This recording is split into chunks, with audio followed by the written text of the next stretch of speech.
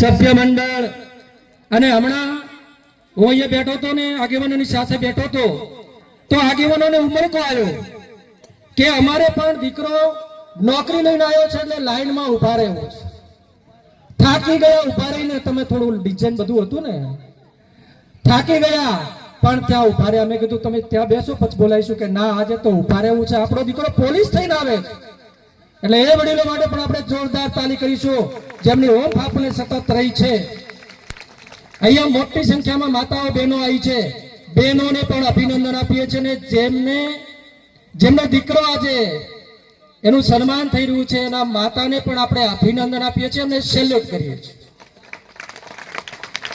હમણાં મને ફોન આવ્યો અમૃતભાઈનો કે સાહેબ તમે ક્યાં છો? મારો કાર્યક્રમ અમદાવાદ હતો પણ મને ખબર નથી કે આજે આ કાર્યક્રમ છે. કાર્યક્રમ મેં રદ કર્યો.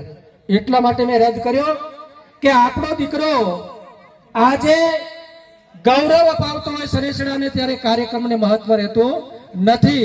અને એટલા માટે આ લાઇબ્રેરીના નિર્માતા એવા તમામ કમિટી સભ્યશ્રીઓ અને અહીંયા જે બધા આવ્યા છો એ બધા યુવાનો, આગેવાનો, માતાઓ